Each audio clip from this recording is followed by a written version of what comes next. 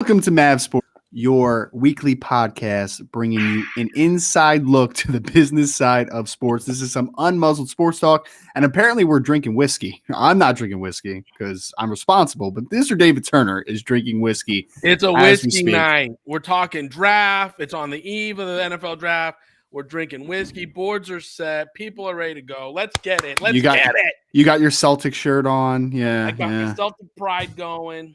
Let's Well, go. well, David, before I do our little intro, actually, no, let me do the ad read first. You're getting me sidetracked. Okay. First and foremost, thank you everybody that's watching either on Twitter, YouTube, or on TikTok. Appreciate you so much for taking a little bit of time to join us. Before you exit this podcast tonight, because I'm going to say it later on tonight, but you know the spiel, right? Hit the like button, hit the subscribe.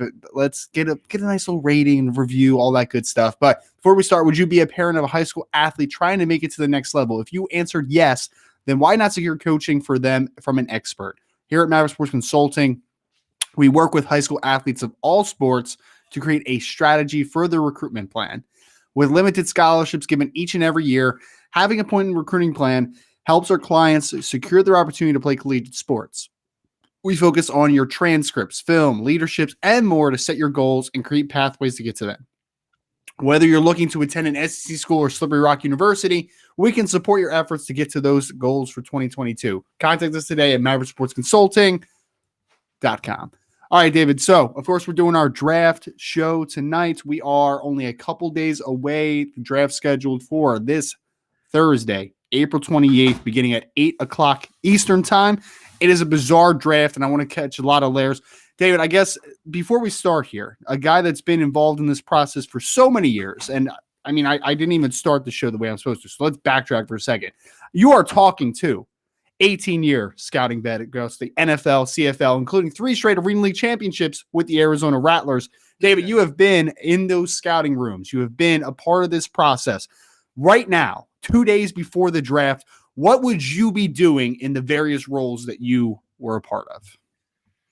Well, typically right now you're running scenarios on drafts. I mean, boards are set. You pretty much know where you group everybody. Like, here's the thing, which we always try to teach our clients right here at Mavericks. You have the horizontal columns in the board, but the lateral columns, right? The vertical columns, the vertical columns in the board and then the horizontal. The vertical columns are set. They're set. And now the horizontals have all been discussed. And when I say horizontals, that's rounds 1, 2, 3. So when round 1 comes, there's like 4 or 5 players that are going to be in that grouping, that pairing that we could potentially pick from, right? And so we're sitting there going, well, how do we stack those, quarterback, wide receiver, defensive end, offensive tackle? Like, how do we stack those 4 players if they're all there together? That fine-tuning is being done, last night, today. All the injury reports are in. The doctor's reports are in. The character stuff's in. You've talked to all the coaches. All the kids have visited. Your coaches have given their notes. Your scouts have given their notes. The directors have given their notes. The owner has met with the GM. Typically that happens over the weekend to let them know where we're kind of at. So right now you're just fine-tuning, really going, man, if these 3 players are there, are we comfortable taking Evan Neal over, Derek Stanley or something like that? And that comes down to the person. That comes down to the character of the individual whom is there in the room and you want in your locker room. Are they going to embrace your culture at the club and be who you want to be as a player, not only on the field, but in the community, around the building, and help you win a championship? Those last-minute conversations really make and break the draft on who you're going to take and the reasons why you do take them. And I know obviously there's a lot of jockeying back and forth most of the time because you're running a lot of scenarios. What if this player's here? What if this group's here? Let me ask you, because you were a part of a team, and I'm not going to try to bring up bad memories of Jamarcus Russell. I'm not doing this to you, David. And you wonder why I brought the whiskey out. You wonder why because I knew his name was coming up at least once tonight. Well, I'm curious. Being a part of a scouting department that had the number 1 overall pick, how far out did you know that was the guy? Like, is that weeks in advance? Is that a day in advance? Are you fighting right up until the draft slot is happening? Like, when do you know that it's the guy? No, when you have the number one pick overall, you tend to know going into this week, like say Monday, over the weekend there could have been some discussions and some last minutes, but you pretty much know Monday morning, Sunday night, Monday morning who it's going to be. And so you throw the smoke screens, you start the negotiation with the top 3 picks. You start talking to each one of them about being the number one pick, what it would mean to them, all that kind of stuff, how they would answer those questions and how they'd go about going forward. And then you start, getting your contract people to pitch those ideas of what the structure of the contract will have to be for A player, B player, and C player. But you pretty much know which way you're going and you start the conversation down the line. So, but you can't tip your hand and you can't call a kid like, you're going to be it, kid. Because if you do that in negotiations, back when they were true negotiations, not now where it's a slotted deal, but when they were true negotiations, if you played your hand too quick, the agent had you by the short hair. So you had to, play the game a lot different than you do these days. Like, Trent and them down there at Jacksonville. I mean, I don't know what they're playing or what they're doing. Obviously, I think it would be easy just to come out and say, this is who we're taking and let Detroit go on the clock. Cause nobody in this draft is trading up to the number one pick. The value isn't there for the class that's coming out. So in this essence, to me, it's just like, call your shot and let's go. Yeah. Well, let's start there. Let's start with the Jacksonville Jaguars. Of course, we're doing this. This is kind of our 2022 NFL draft primer, right? We're going to talk about a lot of different layers of this class to try to get you ready for some things to expect. Some things are going to be smoke screens. Some things are going to be rumors. We're going to try to debunk some things that are happening in this class. David, I want to start there with Jacksonville. Like you said, Trent Baalke and Doug Peterson are on the clock, and they will have the first overall selection in 2022. A very odd team because usually the team that's picking first needs a quarterback. They don't need a quarterback. They have Trevor Lawrence, the first overall selection in the 2021 NFL draft. And you just said something interesting. And I've been talking about this a lot on radio spots this week. No, there's not a quarterback in this class that is going to elicit a trade up scenario, right? Like there's no guy where you're going to mortgage draft like a substantial draft capital to move up and get at number one. I think we can both agree on that because you just literally just said it. So I'm agreeing with you. This is my thing though, David. This is what I think Trent Baalke's doing, and I want your feedback on it. I want to hear it. I think Trent Baalke. Sorry, we're getting lit up on Twitter. Oh, great. Or not what? Twitter, on TikTok. On TikTok, got it. Yeah. I think that Trent Baalke is leaving as many options on the table. Because it was Aiden Hutchinson for the longest time, and then he's like, oh, no, it might be Travon Walker. And then in his press conference, he said, oh, it might be between 4 people, right? So maybe it's an offensive tackle. Maybe it's this, maybe it's that. Who cares? Whatever. The point is, I think that he's leaving a lot of options on the table because I think he's trying to elicit interest in that pick, and he's trying to make teams interested to potentially trade up. It might not usually be. There's no interest. Zero. Like you don't think anybody's inquiring just in case. Well, that's my point, though, is I literally just said, I don't think that anybody is going to be interested, but I think that that's what he is trying to do. That's what I think that he's attempting to do. You can't make a market out of matchsticks, okay? And again, this draft does not have that number one pick solidified. You'd be dumb not to take them pick. Like, let's look across Jacksonville. There's 3 or 4 players projected to be there right now by different analysts and myself. Like, you just don't know. And I think, like we were talking before we came on the air, there are going to be plenty of that types of situations in this draft where there's no guarantee that this draft, I think there's going to be a lot of WTF moments in this draft, because it's not predictable. You don't have a heavy draft in the sense of knowing who's going to take who and where they're going to place them and everything. It's going to be a very hit and miss draft. So for me, I remember drafts like this, and it was scary because you only again, as we just talked about, your board only has like 3 or 4 players in that first round that you really want at your slot, and they could all go before your slot. And now you're kind of like discombobulated because all your mock drafts and everything you ran, all your scenarios dictating and predicting what other teams would do. You're like, man, they kind of went haywire. Remember when Jacksonville used to do that? They'd draft like D3 kids in the first round and stuff. And so they didn't. I'm just joking, but it was something like Seattle. that. Oh man, the Seattle Seahawks are the team every single year where you're just like, Seattle, what are you doing, brother? Like Well, what? Like again, there's teams that are going to do it, and I think this year there's going to be a lot, especially with 8 teams having multiple picks in the first round, which is NFL history. We've never seen it before. If they all take their picks and each of those 8 teams, that's a fourth of the league having multiple picks in the first round. That's insane. I've never been part of the draft. Like I said, it's NFL history to have that action in the first round. I don't think the first, second, third, or even fourth picks are valuable right now. I think the value starts to hit the draft at pick 6 through 8, because now the first 5 have done and made their selections, and that pick 6 through 8, because there will be a few players still lingering on with very good grades that have starter potential, day one starter potential, that will walk in and make an impact. And I think the teams that fall at pick 6, like Carolina, Giants, who, again, that'll be their second pick of the day, and Atlanta, all have needs that if they can pick up multiple picks in this draft and move back a little bit, they're going to benefit from it. So I think the sweet spot for me, if you're looking to trade up, because, again, at pick 6, the Panthers don't need a quarterback. There's not a pick 6 quarterback graded in this draft, in my opinion. I think the first quarterback, in my opinion, that I would grade is somewhere around 14. So, again, if you're Carolina and you want a quarterback, you don't have to take him at 6 if someone else wants to come up and get a tackle, or somebody else wants to come up and get a pass rusher or a corner that has fallen to that spot. And like I said, the Giants at 7, they've already picked at 5.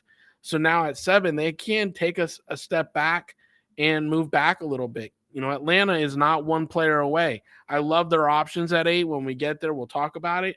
But I love their options at 8 to add to their team. But again, they're not one player away. They need multiples. So again, if one of these teams that have, like, Kansas City Chiefs want to come way up and get an incredible wide receiver sitting there at 8, why wouldn't Atlanta entertain moving back to Kansas City's 2 picks and picking up multiples in later rounds, like we talked about, and you just said, I believe it's a depth draft, so you can get a lot of depth in the draft. And a team like Atlanta, I think, so that's my reasoning to say that. A little long-winded, I hear everybody, but again, I think that sweet spot's right there at 6, 7, 8 for the first trade of the draft. Yeah, I said that actually on a radio spot today, David. I said it's not the year to have a top 5 pick, like word for word. I said this is a volume draft, and I think that the trades are going to start to happen 6 on. Like, I think that's kind of the sweet spot. So we're on exactly the same page there. And it's an interesting year, like you said, with multiple first-round picks. A lot of teams, I think, and the Kansas City Chiefs is a team you mentioned. They have the most draft picks right now. They have 12 overall picks. I think that's a great spot. Like, yes, trading Tyreek Hill in a vacuum, it's like you're trading one of the best receivers in the NFL, but you already have a quarterback that's on a long-term, high money deal. So I think that getting those draft capital this year, it's pretty smart of Kansas City. Like, did you want to pay Tyreek Hill $30 million a year when you're already paying Patrick Mahomes $40+ million a year? Like, that was going to be kind of a tough situation, in my opinion. So getting that much draft capital, I think, is really interesting. I want to kind of move. Actually, I want to ask you a question before we move on to some individual what you players. Just said, 2 seconds. I won't waste a lot of time. Go for it. But they have picks 29 and 30, right? Yep. In the first round. So if you traded 29 and 30 to come up to the Atlanta's 8 plus a second round pick or a third, whatever the math works out to be, right? Mm-hmm. And you come up and you get a Garrett Wilson or a Drake London, right? Yep. And add that to Kansas City's offense now. I mean, crap. That's like, we've seen what Jefferson and we've seen what Chase have done, and Garrett Wilson might fall into that kind of category, seriously. So, I mean, you can come up and get a great route running, receiving player like Garrett Wilson, or go get your 6'5" wide receiver like they tried to do with Josh Gordon, but come up and get Drake London, at that pick, So again, They have the capital, like you said. They can come up and get a difference maker if they choose to, and they have 12 picks. So if they have to trade 3 or 4 to come up and get one player, they still have 7 more picks. Mm-hmm. Yeah, so I think they're in a great situation. I really do. I even, David, I've even talked about this. So follow me with this on this one for Kansas City for a second. This is going to be a little weird when I first start this, right? Coming from you, so yeah, sure. I think a lot of people are talking about them drafting a wide receiver in the first round, and I completely get it because you just lost a really good wide receiver. Makes sense, right? I get that. I think they might be going about it a little differently. They're definitely going to draft a wide receiver at some point in this draft, but for me, you're not going to like Garrett Wilson in a vacuum, right? In a vacuum, I love Garrett Wilson. In a vacuum, though, Garrett Wilson is not an upgrade over Tyreek Hill, obviously, right? It's just different players. Exactly. Right. So there's not an upgrade essentially. But what you can do potentially if you're Kansas City is if you get a defensive end there in the late first round and you get a corner, let's say, you could potentially upgrade 2 different positions on your roster that were already not upgraded. So I'm not sure that I agree with the concept of let's draft a receiver just to replace one, even though we still know it's not going to be an upgrade. It's still going to be a downgrade no matter how I look at it, but I could upgrade a couple different positions and I could trust Pat Mahomes to take the game to the next level and to be the guy that's worth $40-something million. So just a little bit of a different outlook, not a 1-for-1, but maybe they'd go about it a little differently than just replacing Tyreek Hill. Maybe they'd use those assets to strengthen a different part of their roster. I don't know if that makes sense, but just a little different way of looking at it. Again, I honestly think it makes a lot of sense. I think it makes a lot of sense. If you stay put, go defense, in my opinion. And if you stay put, I say go defense. Like you said, either go corner or safety, some DB, because they lost Tyrone Matthews too, right? So you go DB and you go edge rusher, you go someone to be disruptive with Chris Jones, up front. And now you've put 2 young defensive players on 5-year contracts in the hands of your defensive coordinator to go help you solidify and close out games. So I'm all about that. I love defense. I'm all about it. I think it's a smart decision. I think it's one that we could see for sure. But again, with that kind of draft capital, I haven't seen draft picks. And I told you this, was it last year or the year before, when Minnesota took 12 draft picks. Okay. They entered the draft with 13 picks and they ended up taking 12 of them. I've never seen somebody draft 12 players ever in my life. The max I've ever seen in my 20-year career was 10. Okay. Maybe 11. I couldn't recall an 11. I went and researched it after that draft and I didn't even see an 11. I see 10 draft picks. So for someone to come in walking in with the kind of capital of 12 draft picks, I'm like, man, you got to bundle something at some point to come up and get somebody. And while like you said, a wide receiver, I think there's going to be values in late round and late first round, second and third, even into the fourth. I think we're very draft heavy with wide receiver. Yeah. So I think they can do that. Even pass rusher. I think they can find a very solid second round draft pick in a pass rusher who will be an impact player this year. So that being said, you got to entertain the idea of making a big move for one of those keystone players that are in this draft. Now, while Garrett Wilson is not Tyreek Hill, Garrett Wilson is an elite player that I will put up there when I watch his game and his tape with a Chase and with a Jefferson that we have seen recently tearing up this league. He is an incredible route runner. He's got great bend and body control. He elevates and eludes tacklers after catching the ball, and he elevates over them in the red zone to make incredible catches. He's got a very, very friendly catch radius, and we know Pat Mahomes is not always the most precise. So this is a kid that if they could package 2, 3, or 4 picks to come up and get and still wind up with like 7 or 8 picks in this draft, I mean, you're getting one of the key players to add to your offense and still have ability to add depth throughout the rest of the draft. You don't have to sell me on Garrett Wilson. I'm a big fan. He's my wide receiver 1 in this class, top 10 player in this draft, in my opinion. So I'm there, man. You don't have to sell me on Garrett Wilson. And Garrett Wilson with Pat Mahomes sounds fantastic. So I agree with you there. Let me ask you this question before we kind of dissect some picks here. This is my lowest total of first-round draft picks I've ever had in a cycle this year. What is the lowest a team that you've been on has had as far as true first-round picks graded in a cycle? Ooh. I knew that was going to be a good one, I wish man. you would have gave me a heads up on this question. I know. Because I could have done some research on it and had a perfect answer. But off the top of my head, yeah, I think the lowest I've ever had myself is been 11. 11, okay. 11 first-round draft choices. It was a light draft year. It wasn't heavy in quarterbacks. It wasn't heavy in like offensive linemen. So it was kind of like, ooh, it's not. And a lot of guys I had second round and even third round went in the first round. Okay. And some of them I was wrong on. I had them graded too low. Some of them I nailed and they shouldn't have been first round picks. It's just the way it goes when you have those kind of years. Like you have 32 picks. And there just weren't 32 players graded in the first round, which is, often. But typically you have between, say, 11 and 19 graded in the first round. And I think 19 is even heavy, for most players or most teams. So yeah. I think I ended up – I was going to look it up. I think I only had 14 this cycle or something, 14 or 15. It was a low one.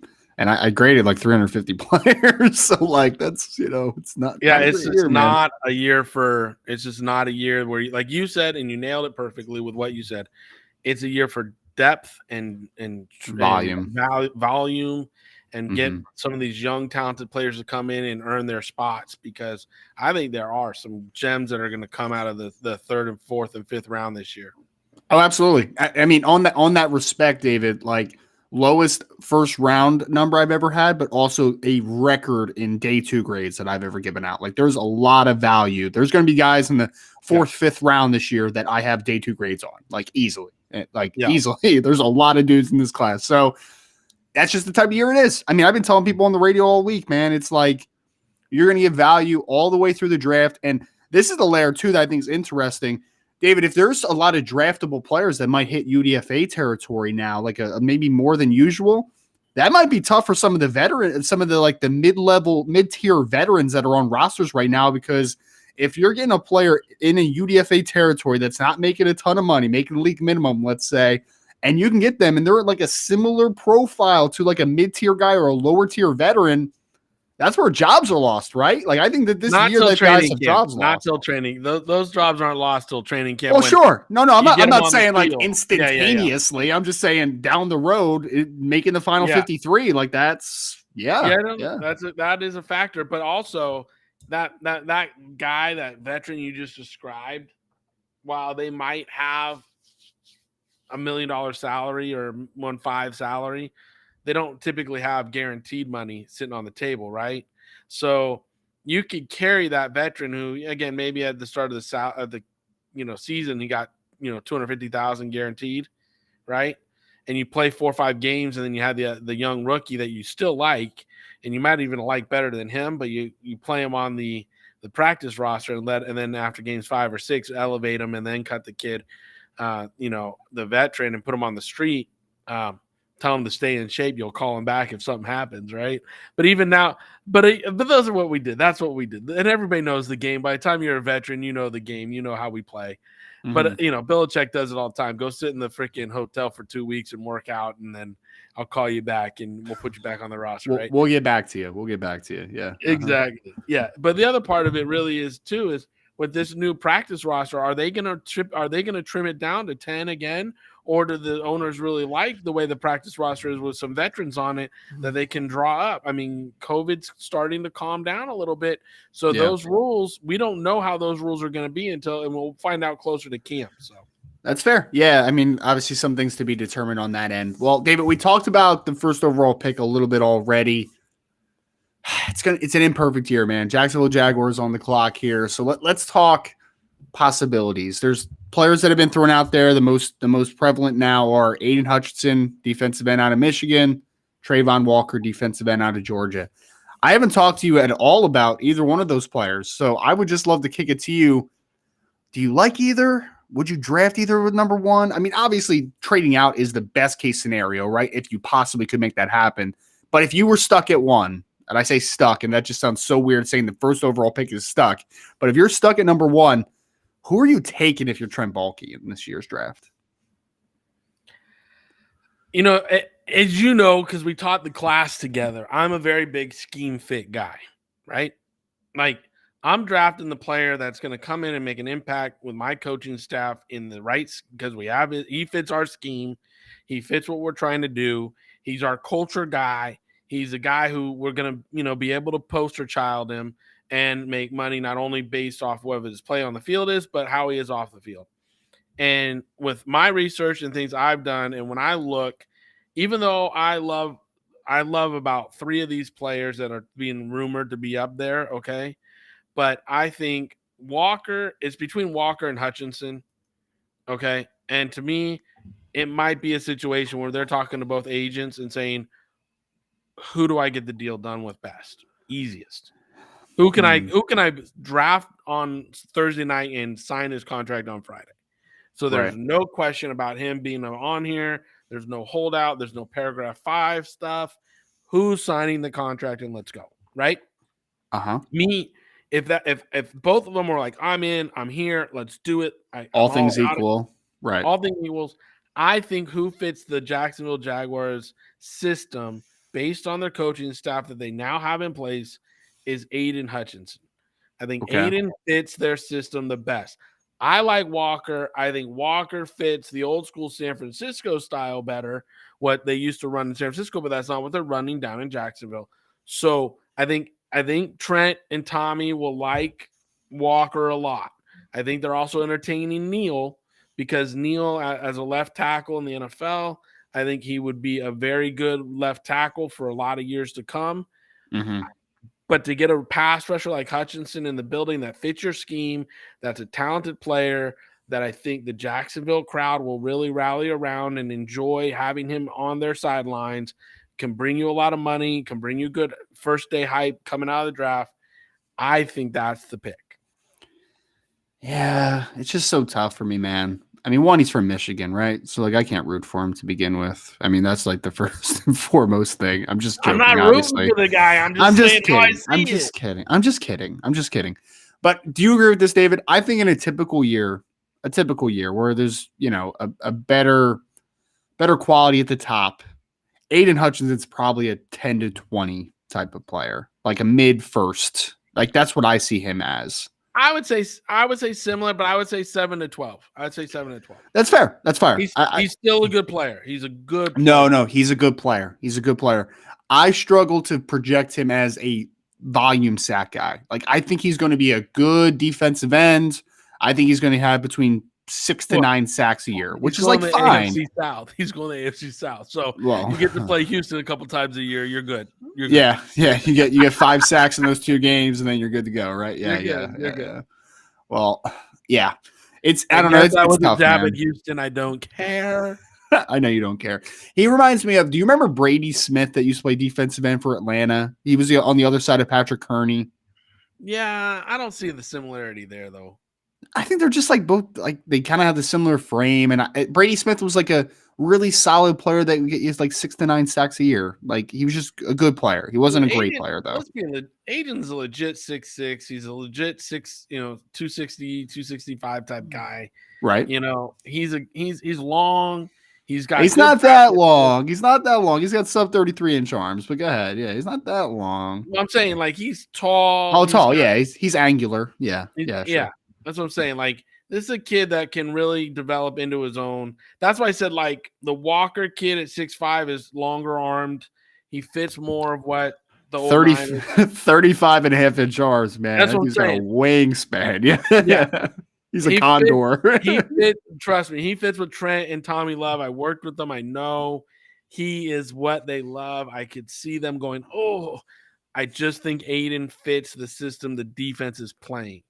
That's all. I love Walker. If I was a GM, the defense that I would be running, honestly, and be employing the defensive coordinator, Walker would be our ideal pick because that would be the guy for us, okay? Like, it would be over. I would have announced it 2 weeks ago. Walker's our guy. Here we go. Yeah. Like, because I love him. I think he's an incredible player. And I like him as a person. Like, I've heard his interviews. I've heard about him. I think Walker's a good person. So, again, I like Walker. I think he's going to be an impact player. Just the scheme fit and the culture fit. I think Hutchinson would be a better fit. One of the craziest testers ever, man. Travon Walker, 4.51 at 6'5", 272, 35.5-inch arms, 40-inch vert, and he had a sub-7 3-cone.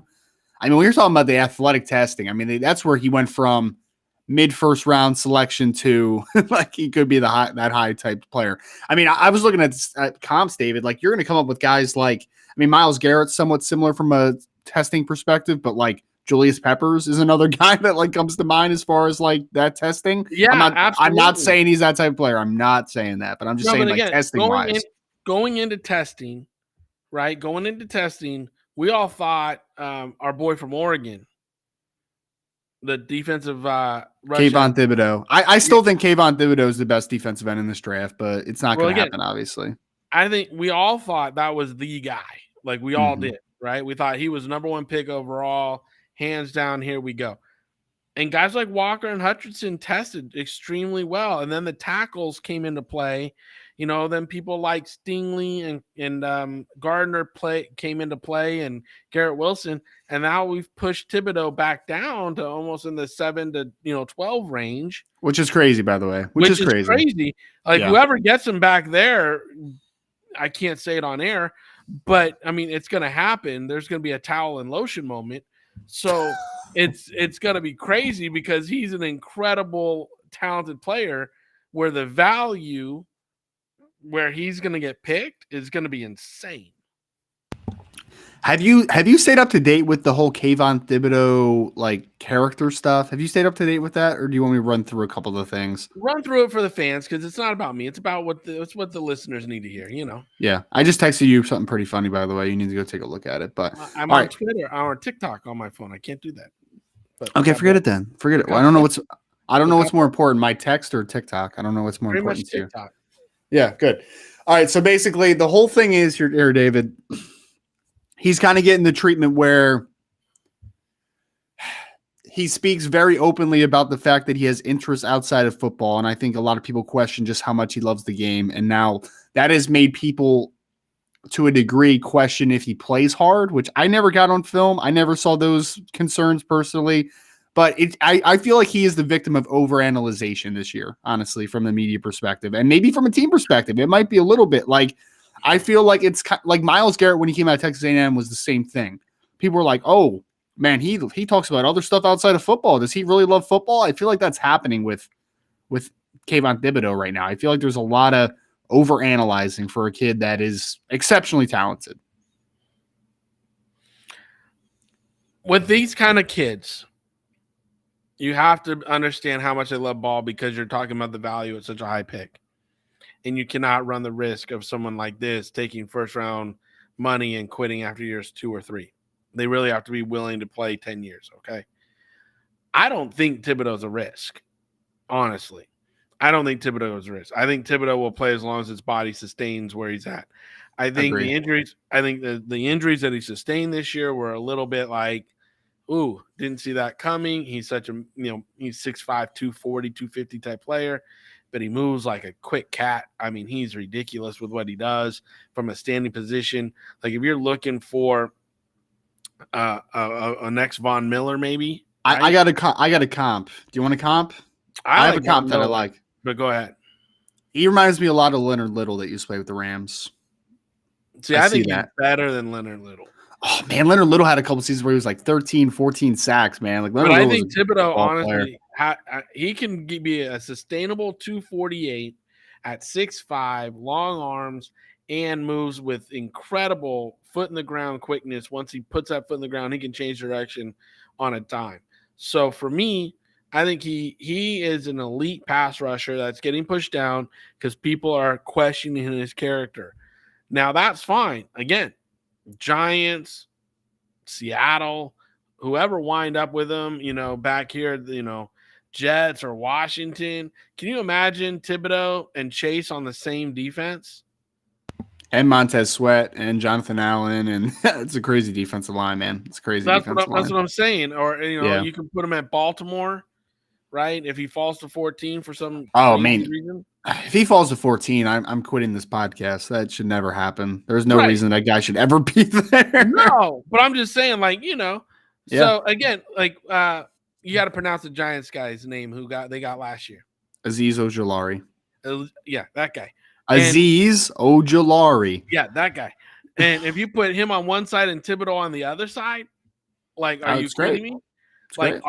Imagine if I know we're jumping ahead a couple of picks here, but I get all. No, you're fine. No, you're fine. We're not going to get to all the picks anyway. So jump where you want.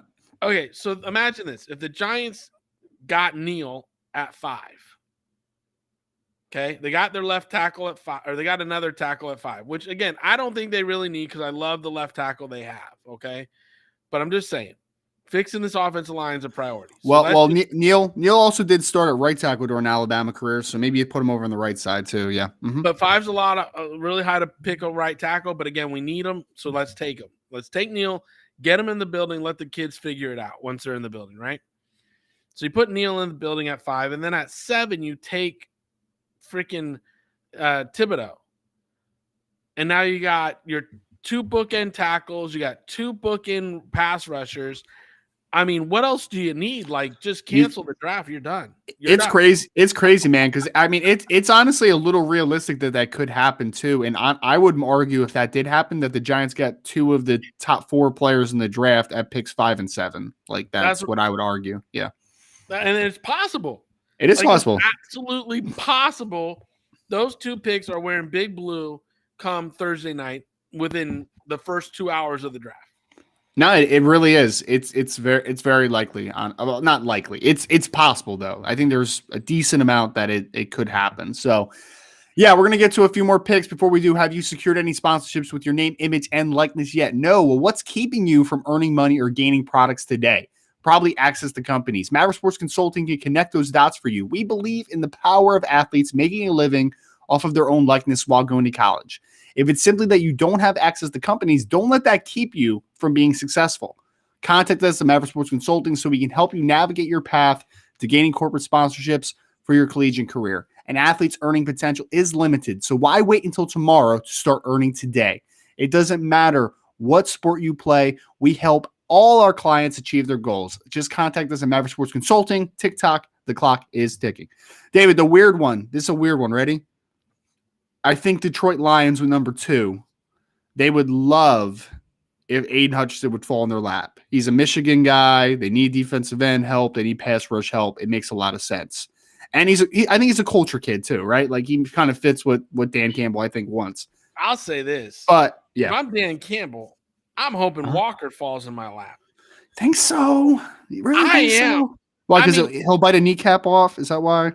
No, because Walker has got 35-inch arms, and he played at Georgia. You know how I feel about Georgia kids. I've said it forever. I love the Dogs. I love the way they play football. He's coming off a defense that, to me, was an NFL defense. The way they ran that defense, the talent he had on that defense, the people he knew how to run on it. Walker is a plug-and-play type guy, and if you're Detroit, and you get Walker to come to you, again, I think they're happy either way. Either way. Don't get me wrong. I think Hutchinson or Walker coming to them, either way. I saw one dumbass draft that had them taking a corner out of Cincinnati, Sauce. I'm like, I'm sorry. Sauce is not worth the second pick. I like him. Don't get me wrong.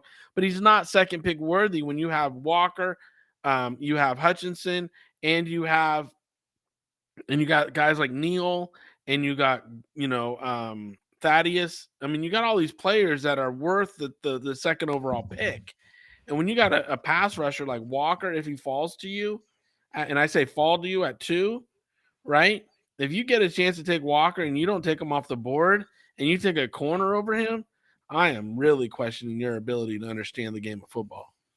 That's fair. That's fair. I mean, I brought them up because I'm not really sure. Here, actually, I'm going to show you something real quick. You ready for this? Yeah. Can you see that? Yeah. Jesse put that on Twitter. So he's so sweet. I love Jesse. I know. Jesse's an awesome guy. Awesome guy, Jesse. Thank you so much for that. Appreciate you, man. I'm sure apparently he's watching. So shout out to you, Jesse, for watching at least, I guess. Yeah, cool. I don't even think it's called Twitter anymore. I think it's called Musk. Musk. If it's called Musk, then I'm getting off of there. I don't care about my profile. You're gonna stay on Musk. I don't care. It's Musk for men, baby. No, I'm not staying on Musk. I'm not doing it. You heard it here live. I'm not staying on Musk if it's called Musk. But David, I said that to say TikTok is just saying very inappropriate things to us right now. Just so you know. Why? What No, it's just they're just being inappropriate. Interesting. Because you're drinking whiskey? What kind of whiskey are you drinking, by the way? Oh, it's only one whiskey allowed in my house. What's that? It's Jameson. Jameson? Respect. I'm Catholic, and I only drink Irish whiskey. That's it. I respect, man. That first thing I ever got drunk off was Irish whiskey out of my parents' bar. So no, it's I'm not there. apple juice. TikTok. It's apple juice. That's funny. My go-to, David, is something that I'm a little embarrassed about, but every time I go out to the bar now, I'm old Probably now, White so Claw. now I get a whiskey sour with Jameson. Don't dirty the Jameson with the sour. Sour's good, man. I like sour. I like sour beers too. I like sours. Keep the Jameson out of that. Why? Jameson's good. I like Jameson. It's great, but you don't have to sour it with that. That's disgusting. It's not disgusting. It tastes good. Drink it like this. Except for heartburn. I can just drink a whiskey, like a regular whiskey, but like sour mix is good. I have hair on my chest. I have enough. It's fine. Not that much, obviously. No. Okay. I mean, yeah. Anyway, number 2 to Detroit, which is what I was trying to intro here. Well, so I said Hutchinson at 1 and Walker at 2. What's your 1 and 2? I mean, if I was actually picking for it, I probably would have taken Kayvon Thibodeau at 1, honestly. Wait, no. I may have taken Evan Neal at 1 because I'm a big fan of not thinking Cam Robinson's good at left tackle. So I may have taken Evan Neal at 1. I'm of that mindset too. Yeah. All right. So if that's my reality, then Evan Neal at 1, and then I'm taking Kayvon Thibodeau at 2. Wow. Okay. I like it. Let's go. All right. Let's go then. Let's just do this then. Ready? We're just going to do a little bit of mock draft, I guess. Let's do it. Houston Texans. This is a weird one, man. Weird one. I have no idea what the Texans are going to do. I have zero idea. They don't even know what they're doing. Well, I could argue that the Jacksonville Jaguars don't know what they're doing either. But yeah, sure. That's let's a fair just keep argument going. too. Yeah. All right. Well, I'm going to say something and you're going to be like, you're an idiot. It's fine. Do it. True. I would draft Kyle Hamilton 3rd overall to the Houston Texans. Who? Safety out of Notre Dame. Who? You've never seen Kyle Hamilton play? 3? You're making me sound like an owl at 3? Who? All right, here. Stop for a second. All right. Mm-hmm. Forget positional value for a second because I know you're going to be like, oh, positional value matters. I get it. It does. I'm not saying it doesn't. All right, ready? In a vacuum, who is a better football player, Kyle Hamilton or Aiden Hutchinson? Bro, hold up. Hold up. I'm listening. Hold up. In your mock draft that you just did, you got Neal off the board. Yep. You got Thibodeau off the board. Yep. And the Houston Texans, who have 0 pass rush. They have 0 anything. But they have, since Watson's out of the door, they got 0. And you still have Walker sitting there, and you pass on Walker for a safety? This ain't Taylor. You ain't talking about Sean Taylor here. This player ain't the difference maker. This ain't going to be the rainmaker here. How do you leave a pass rusher or another tackle on the board? Because I think Kyle Hamilton's for a safety. Because I think Kyle Hamilton's the best player on the board. That's just flat out what I believe. I know you disagree. You know what, David? If you I have that said in my this. draft room, I would tie you to a chair and put I've duct said tape this. on your I've mouth. said this, and I've been very I consistent would about this. literally put duct tape on your mouth. I've been very consistent about this. Regardless of positional value for a second, Kyle Hamilton is the only player in this draft that represents anything of a rare prospect. TikTok's just being ridiculous. Oh. But I'm not saying he's not the number one safety probably on the board. Okay, I give probably. It's not probably. even. It's not probably. I don't know. Who's better? Who's better? We're not getting down that rabbit hole because we're already 45 minutes into the show. We haven't got. We're not going to get through the first round. Just talk to me. We haven't even got to pick 5. It's because you keep talking. But here's the thing. Yeah, you're wrong. Which is all right. Usual. Which it's is all right. Usual. It's all right. I do pretty well. I do pretty well in this space. 83 people for 83 episodes. You guys know he's wrong. I do pretty well in this space. I do pretty well. Go ahead. You do well, but you do well because you're wrong all the time. But that being said, that doesn't make any sense. Go ahead. Absolutely, it does. So, what needs to happen here is a dose of reality. You do not ever take a safety in the top 5 ever. I take the best. I take the best player in the top 5. I would respect you if you said Houston trades back with Atlanta so they can come up and get somebody. Okay, cool, got it. And then at 8 they take the safety. Okay, whatever. You already said that no one's going to trade up to probably 3. You already said because there's nothing that value. But what I'm saying, dude, there's no way a safety is the first defensive back off the board in this year's draft. A. B. There's no way at 3 Kyle Hamilton is going off the board. Okay. I've seen some pretty smart people that are tapped in had this pick before. This is not the first time this has ever been put into a mock draft. Especially with Walker in your draft, with Walker sitting there at 3, would be absolutely stupid not to take Walker. David, I know we are talking about Houston. No. We're going back for a second because I put this into the universe when we talked about Walker to begin with. In any given year, Walker is a mid-first round player. I just think he is. I think his tape is second round. I think his traits are top 10. Cool.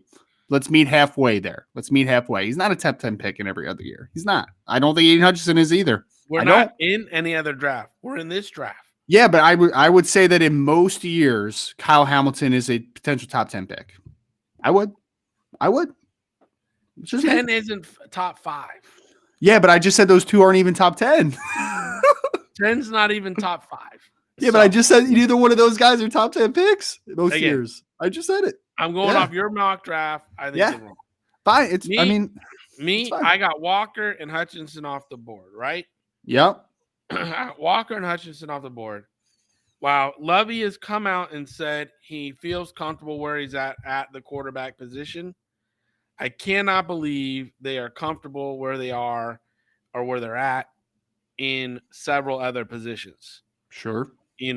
Obviously, pass rush is one of those positions, I think, and running back's one of those positions, receivers another position. All they got is Cook there. So if you're sitting at 3 and in my opinion, humble opinion, you can fix offensive line at that point. Humble. Go ahead. Sorry. Defensive pass rush, corner at that point. I personally, when I look at that, still the best value would be Thibodeau. Right? Uh-huh. Sure. It would be Thibodeau. Sure. Like if you're sitting there and you're Houston, you're staring Thibodeau in the face, I would really be like, dude, I can't fault you. This guy's incredible. You're in the AFC South, which again, a good pass rush. We saw how it just crippled Tennessee last year, right? Jacksonville doesn't have a great offensive line. It can cripple them. And then you have to beat the Colts, who have a decent offensive line.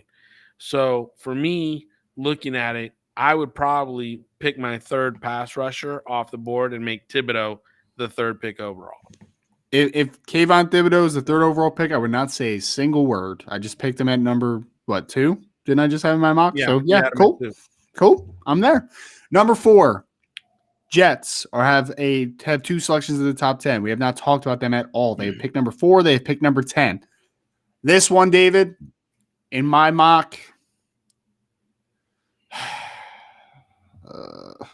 I would like to give him a pass rusher. So I'll give him Aiden Hutchinson in my scenario. I'll give him. They have not had a dynamic system. How doesn't he? Why? Because he's not like a Smith. He's not like he's not a guy that Nick Bosa plays in that system, and they're like stylistically kind of similar as far as how they win. Bosa's way more bendable than Hutchinson. Nah, Bosa's not very bendy. He reduces angles with his alignment. He's not a bendy dude. I would not see that fit, but go ahead and make another mistake. That's fine. I mean, I like to fit a ton more than trying to put Travon Walker into a 4-eye or 5 tech all the time in that system. Like, I just would not want to do that. So I wouldn't want to do that either. I think that would be a waste. Yeah, that would be a waste. Right. So I'm going to go with Aiden Hutchinson. I'm not the biggest Aiden Hutchinson guy of all time, but they desperately need pass rusher. Like I was trying to illustrate a second ago, they haven't had a guy. David, here's a trivia question. You ready for a trivia question? So the last player for the New York Jets to have double-digit sacks in the season was Muhammad Wilkerson, interior defensive lineman. Who was the last edge rusher to have double-digit sacks for the Jets? Yeah, it's a good one, right? Yeah. A good player, too. Good player. A good pass rusher. I'm pretty sure he has 120 career sacks, 130 career sacks. He's a good player, man. Underrated player, too. The Jets? Yeah. Mm-hmm. Played for the Jets. Played for another team as well. Yep. You're so clever. Played for another team. He did play for another team. No, you didn't say the second team because he played for the Atlanta Falcons. 2 teams, I would get it. He played for the Atlanta Falcons as well. Bird? Who? No, it wasn't Bird. I don't know who Bird is, so no. Oh, okay. I mean, maybe if you told me the first name of Bird, I might know him. But I mean, the only Bird, if you just say Bird, I just think Larry Bird. So, and I know it's not Larry Bird. You would know him if you know him. I don't know. I can't. Tuggle? No. No. Just Tuggle was it? No, yeah. John Abraham. We had John in Oakland at the end of his career. John was a great player. He was a really good player. I mean, he has 130 career sacks, man. Very good player. No doubt about Underrated. You're so right. He was underrated. Really great player. Last edge rusher for the Jets to have double-digit sacks in a season, true edge, not Muhammad Wilkerson, was John Abraham. So I'll give him an edge. Thinking similarly here, I know, well, in your scenario, didn't edge just go top 3 spots? Back to back? Yeah. 3. Uh-huh. So what would you do? Offensive tackle, I guess, right? Has to be. Well, maybe not. I don't know. Tough one. No, I mean, you got a defensive-minded head coach. Kyle Hamilton. Sorry, go ahead. My bad. No, but you have a defensive-minded head coach. You got a young quarterback. But I think they have, for the value up here at 4, there's not an offensive lineman that can beat out the left tackle they have, okay? In my opinion, they got a good left tackle. I'm not going to pick a right tackle up this high. That's just me. That's how I think, okay? The only exception is if some other stuff happens and when there's other players here. But I think they need a shutdown corner. I think they're in the AFC East. They need somebody that can really pick off Tua, that can pick off Jones, that can make it happen for them and get a lot of balls going back the other way. And the guy I like the most up here at this side, here this position is Stingley out of LSU. I like Stingley. Even with the injuries, huh? You're not worried about it? I'm worried about the injuries. I am, but I like LSU corners. I think they play with moxie. They gamble. They go for it. And again, in the system at the Jets, I don't think they're going to ask the corners to tackle all that much. He likes to have the safeties come up, fill quick, play there. So even your Kyle Hamilton there I don't hate it as much because the system fit is there. And again, I always talk about system fit. But I think Stingley to be a corner in this system is something they really need to make it happen. And if the first 3 picks are defensive end, like I predicted, and that they all go D-run, edge rusher, the first to me, the corner makes the most sense here at the Jets. That's fair. That's fair. I mean, if Derek Stingley, you can guarantee his health moving forward, I think he's a top 5 player in the class. Like I mean, talent wise, like, yeah. I would be fine with that. I'd be fine with that. And it's certainly a need. I mean, I like what they did. I like what they have in Bryce Hall at the 1 cornerback, but he's he would be a really good number 2 corner, getting a number 1 on the opposite side. Obviously, if you put Bryce Hall on the right corner of the defense and you put Stingley on the left, yeah, you got a great twosome. It frees up what he wants to do because he can play man a lot. He can bring blitzes, and it's what he likes to do. Mm-hmm. So going up to your New York Giants, I know you obviously follow them very closely, very closely. I mean, in your scenario, right? This has to be a no-brainer, right? Like you got offensive tackles on the board. yeah. Let's roll. First player off the board, Neal. Let's go. Evan Neal. Yeah, that's easy. I know there's talk about, the NC State kid and maybe the Mississippi State kid. Yeah. But to me, I'm bringing Evan Neal into the building. I'm letting them battle out for the left tackle position. Whoever loses out goes right. Mm-hmm. I don't care. I mean, we need to protect Daniel Jones. The man's been under a fire drill ever since he's gotten to the team. He's always being hit. He's always having to be on the move. You get 2 bookends like Neal, and you're good. Him and Thomas, you're good. Yeah. And since my board right now has both, I actually really like Charles Cross, but from Mississippi State, by the way, I really am a big fan of Charles Cross as a pass protector. I know. Yeah, and I mean, I'm not the biggest Ekwonu fan, but like I get the Ekwonu thing. So I'm playing the board here a little bit, David, because they have the 7th overall pick just in 2 slots, right? So I'm going to make sure pass rusher. I'm going to make sure even if an offensive tackle gets picked with the 6th overall pick, I'm still having an offensive tackle on the board to choose from. So I'm going to take Travon Walker here to the New York Giants to be because I think that pairing can mesh well because he's a very different style than Azeez Ojulari. I think they can mesh very well kind of as bookend defensive ends. Well, so here's why I don't like that pick. And it seems it's only. Of course you hate the picks. Go ahead. No, I don't hate the pick. I don't like the pick because I don't think Walker fits in the 34 defense. That's personal. Really? Like I kind of like him as a 4-4-5. Like I kind of like that. I personally would love him in a 43 defense. I think that him in a 3 technique. But he literally played in a 3-4 at Georgia, though. I know he did. Yeah. And I'm just talking about the next level up with better offensive linemen.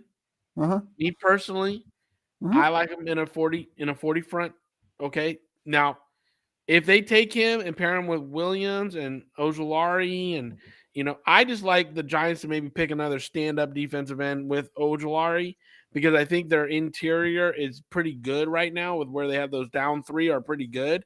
Mm-hmm. If they had another pass rusher off the edge, standing up off the edge, and Ojulari standing up off the other edge, I think they would cause fits, absolutely fits for a lot of teams. That's me personally. So therefore, I have to take the offensive tackle here because I already got Thibodeau, Hutchinson, and Walker off my board. I got the corner that I like a lot off the board. And so here I have to take the tackle.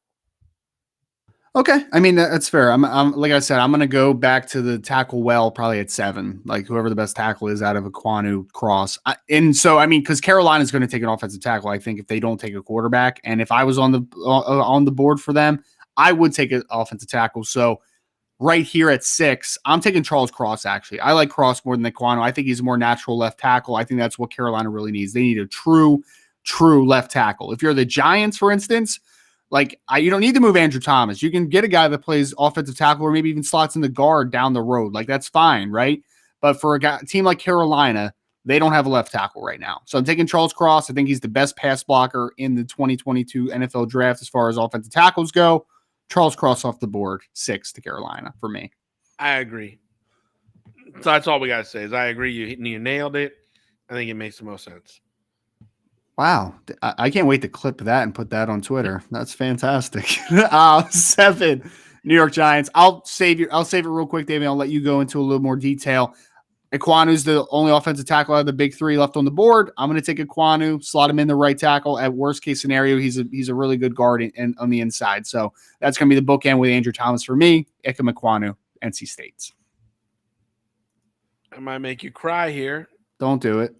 Might make you cry here. What position? Don't tell me who it is yet. Oh, I can't tell you. You'll know. Okay, go ahead. Go ahead. I'm gonna take Hamilton here. Oh, that doesn't make me cry. It makes me happy. I've been on the record, David, Because I've said multiple times without an edge rusher that I really think's valued at 7. I'm with you here. I think Hamilton here at 7. He's a difference maker at the back end. He's a thudder. You got the other long safety that they picked out of Mississippi State 2 years ago, who came on last year, played really well. You know, they got some options here, but I think putting that offensive tackle into play with the way I mock drafted. Okay, everybody, people can say you can go and take Johnson, the Florida State kid here. You could, but I don't think he's a stand-up defensive end that would pair with Ojulari, and that's what I'm talking about. I think we'll be able to find him in the second round, that kind of stand-up pass rusher, okay? So what I'm doing here is picking the best player for my team at this point. And again, receiver-wise, I really think we're set unless they trade one of those receivers. I think we're set. We're good. I like that crew. Running back we could go with, but there's no running back worth this high. So the one player that is standing out like a sore thumb, still sitting at 7, is Kyle Hamilton, the safety out of Notre Dame right here. Cycle to everyone that will listen. I love the pairing of Kyle Hamilton and Xavier McKinney for the Giants because I think, yeah, 2 high shells, rotate either one down, rotate either one to the middle of the field. I think it's fantastic. I love. You know what it would remind me of? You know what it would remind me of?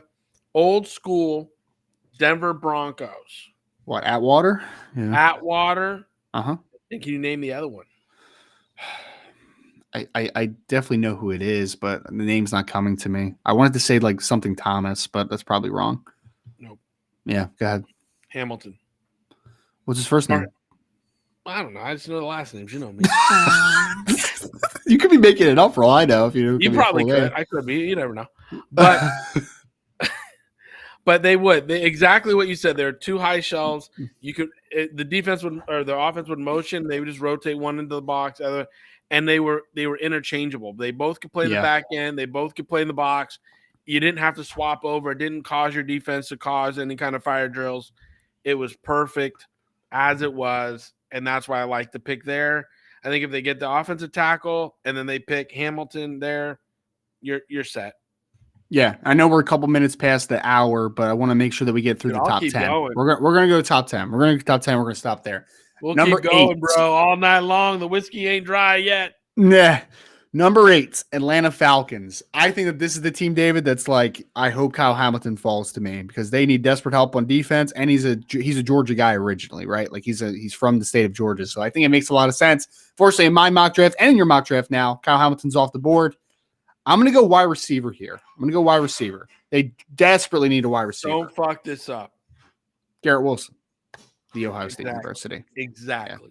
Yeah. Exactly. I told you he's my top receiver in this class. Top receiver in this class. And I think that stylistically I see some dumbasses putting Drake London there, and I'm like, wait a minute. Have you not watched what Justin Jefferson has been doing and what Chase did last year? You don't need the 6'5" guy that can, go make all the difference in the red zone anymore. You can shoot. The red zone starts at the 30-yard line now. Great route runners and people that can make a difference. And especially I know Dave Ragone really well, their offensive coordinator there. Him and I were on staff together. We're like this. If you give him a weapon like Wilson paired with the tight end they got last year, that offense is just going to get sick.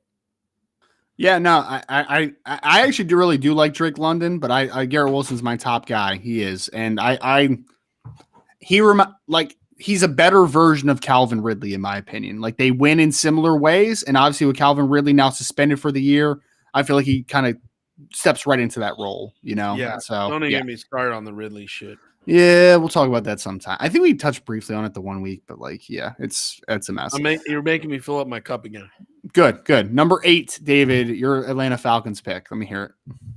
I'm with you. If they don't pick Garrett there, they're idiots. Okay. All right. So Garrett Wilson's it. Again, with the way my draft is filled out, I know they have offensive tackle potential there. I know there's other people there, but at 8, for what the value is, Garrett he could be the next Justin Jefferson or Jamar Chase. So that's fair. Hey, I don't know if he's quite going to have that historical season in his first year, but I'm all I don't in on think so Garrett because of Wilson. who's throwing him the ball. But again, Marcus Mariota, you're not a big Marcus Mariota fan? moving on. Number 9, Seattle Seahawks, who have This traded isn't a 2-hour into the top draft. 10. I know.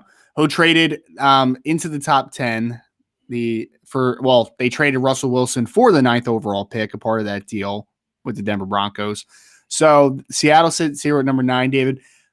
I have no idea what they're going to do. I have zero idea. Do you know what the Seattle Seahawks are going to do? I feel like they're going to draft a quarterback. I'm not going to draft the quarterback for them because I don't like anybody there enough. But like, I think they're going to draft a quarterback. I do. I really do.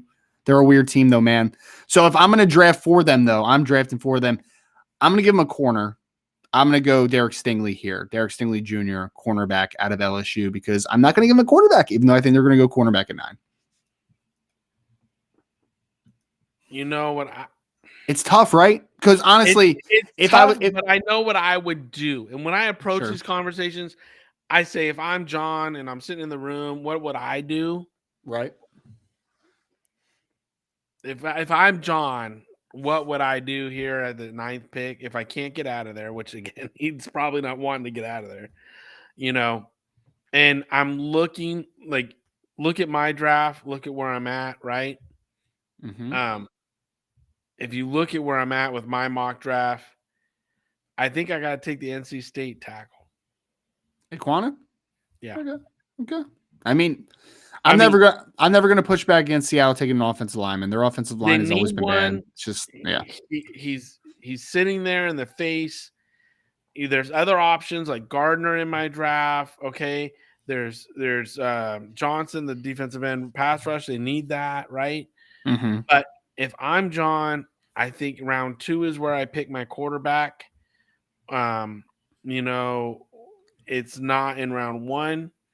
And where I'm picking right now, the best value is the NC State offensive tackle. Ikem Ekwonu. Yeah. Ikem Ekwonu. Icky. Call him Icky. So, David, last pick that we're going to cover here tonight is the New York Jets with their second pick in the top 10. Hours. Oh, you can stay here hours all you want. I got something to do at 9:30. So, last pick of our first top 10 mock draft, I am going to go here. I gave him Aiden Hutchinson with the 4th overall selection. I'm going to go wide receiver here. Talked about him a minute ago. I'm going to give him Drake London to pair with Elijah Moore that they drafted last year, who's kind of more of that mitigated slot receiver, kind of really value space. They do not have a guy who can play outside the numbers, can play above the rim, has yak ability as well. He reminds me a lot of what made Brandon Marshall such a good football player. Not saying he's going to be as good of a player as Brandon Marshall, but stylistically speaking, that's what I see.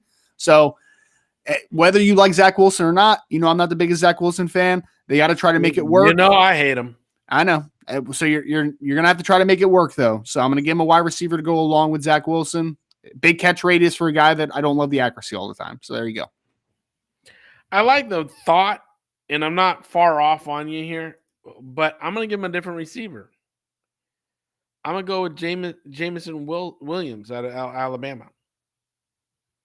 I don't hate it. I think he's a better route runner. I think he's really an incredible run after the catch guy. And with Zach, when I watched him at BYU, a lot of the receivers were able to catch the ball and run in space and make people miss, which added to his, ability to for his yak yards and his passing yards and stuff. So for me, I like Jameson Williams here. Mm-hmm. London isn't far off where I would say he would go. Okay. Yeah. And again, I understand where you're at with him. Uh-huh. I just think that in the offense, if you take what they like to do in this offense, it's run after the catch. And when you run after the catch, a guy like Jameson Williams is an incredible talented athlete. He's 6'2", he's like 192. He played at Alabama where he was a lead dog.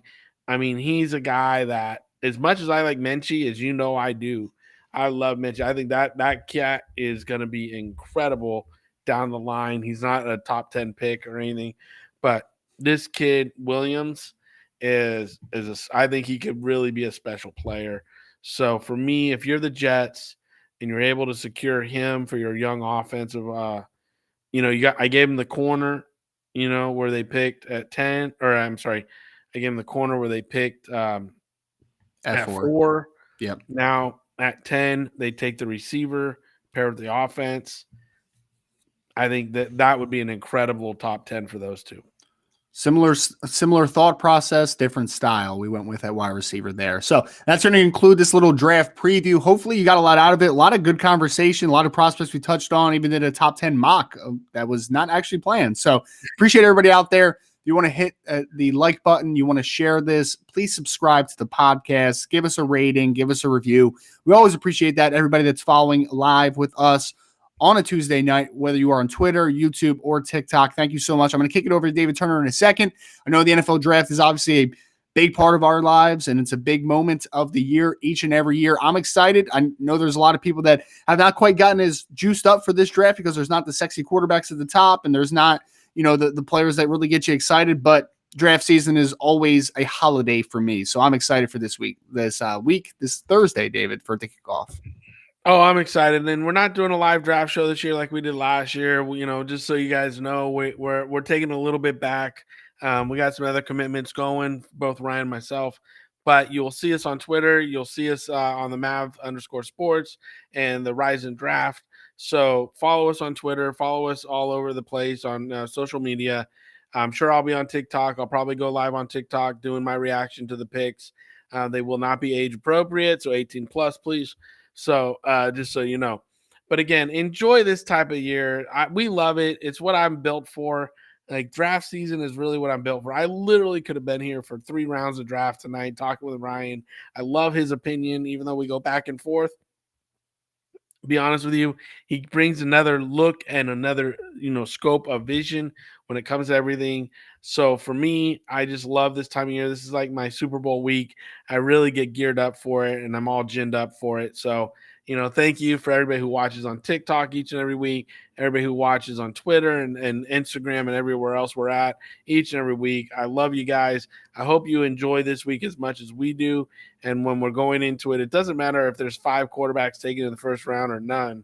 The draft is just all about building a roster and making it a Super Bowl team. So that's what we love to do. And the strategies are incredible. So thank you, Ryan, obviously. Thank you for all the people around the globe that watch us and talk to us and interact with us. We couldn't do it without you. Ginned up, whiskeyed up, whatever he is. That is Mr. David Turner, @Mav_sports. I am at Rise in Draft. Thank you all so much. Happy draft day. We'll see you all next week for a little NFL draft recap.